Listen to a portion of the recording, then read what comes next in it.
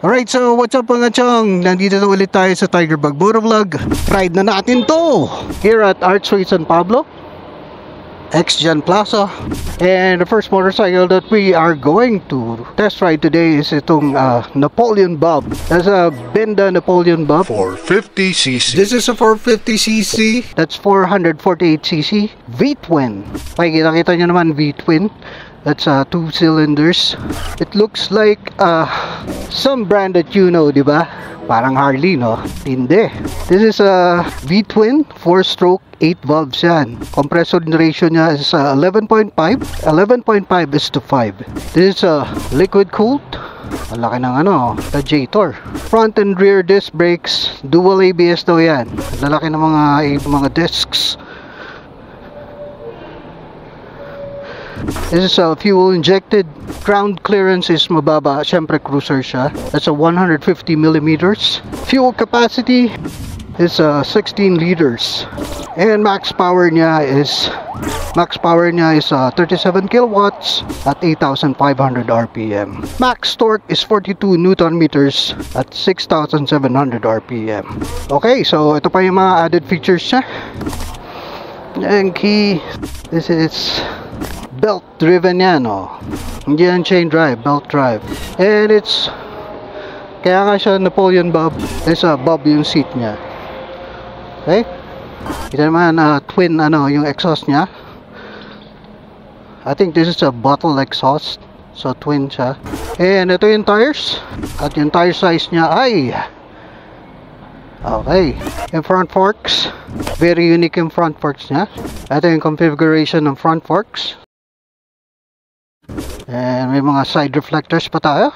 All LED. Signal lights. Napaka-unique ng headlights niya. May emblem pa ng Benda sa gitna. And itong ating itong mirror. And ito, fuel tank capacity is napakalaki. Yung leather niya is parang no-back leather Medyo grippy yung texture niya. So kakapit talaga siya sa puwet. Single seater siya kasi nga Bob.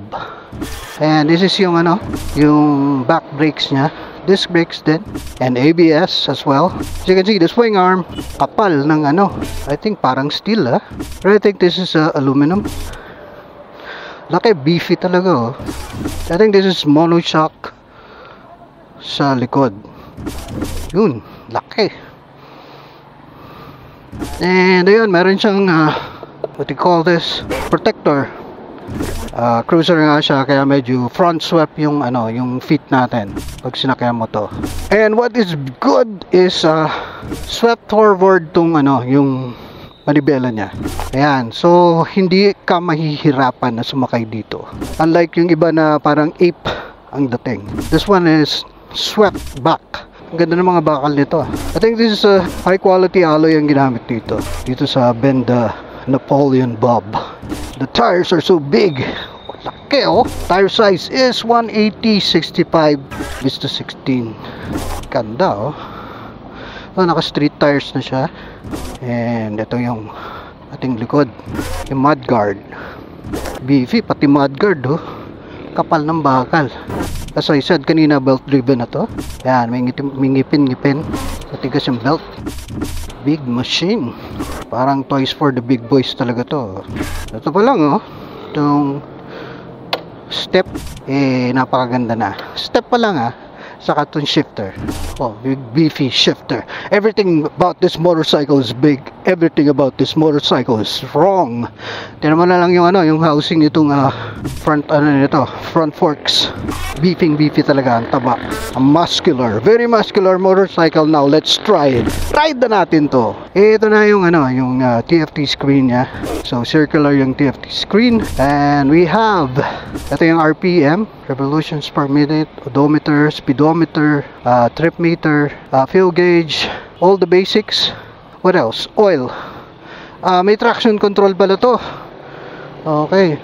Left and right, signal lights, busina, high beam, low beam, ABS, TCS, hazard, the headlamps, okay. Tapos starter.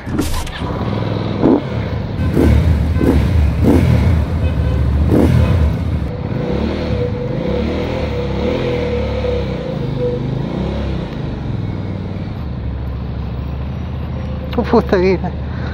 Ang hirap. Asan ang preno? Ito yung preno. So dalawa. Signal light ako. High beam, low beam. So ito yung ABS and TCS. Okay, let's go.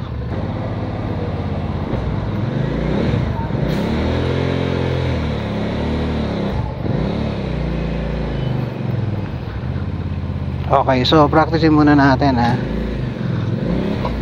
So namamatayan pa ako ng ng makina kanina.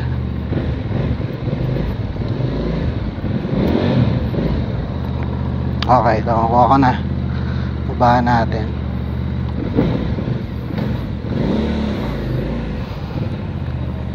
Tapos clip your okay na.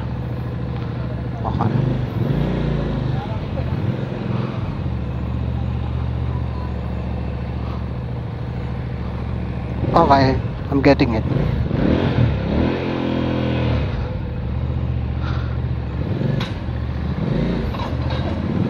Naka-primera lang ako oh. Pero this is mas maganda yung nito, yung posture nito compared to the other motorcycle that I tried. This is better.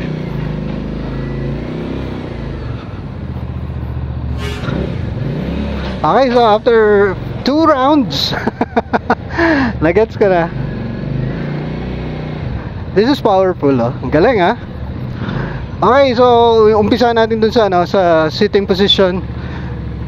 Hindi ako mangangalay dito kasi naka-forward ako ng konti. Tapos yung pa ako naka-sweep forward. Pero yung likod ko naka-arch forward. So ayan, para ako nakatuwad.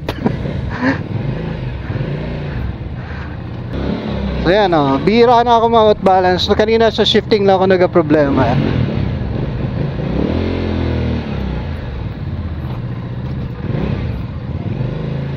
And then yung engine response, syempre napakalakas. And then napaka-macho ng tunog oh. V-twin ba naman yan EP oh. Tapos yung balance niya, I didn't try na to get the center of the center of gravity. Hindi na ako nag-effort to get the center of gravity lang, sa shifting lang ako nagka-problema kanina. This one is good, really good. And then preno, swabe lang, hindi siya ganun kalakas. It's enough. Front brake, back brake yun enough lang yung back brake nya. So one last round. Okay. So yung nahihirapan ako dun sa isang motorcycle, cruiser motorcycle, hindi talaga ako nahihirapan dito. And pinag-aralan ko pa talaga kay Moto Control kung paano sakyan ng cruiser motorcycle. Lang, counterbalancing lang. And then ayun nga, counterbalancing.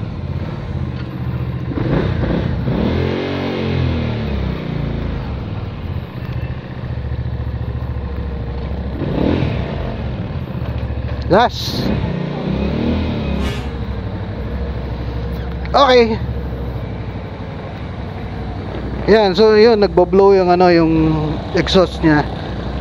Pag nung nag-stop na ako, di naman ganun kainit, pero dito siya nagbo-blow dito sa part na to It's a bit konti lang dito sa legs. Yan, a bit konti lang sa legs, pero dito siya mostly papunta dito. Yung blow ng fan niya. So yun ang big concerns ng mga nagbi-big bike ayun, so dito siya medyo na-slant dito. Konti lang dito in between siguro nga konti lang. That's my say about Benda Napoleon Bob. Ito pa yung mga additional accounts ko about Benda.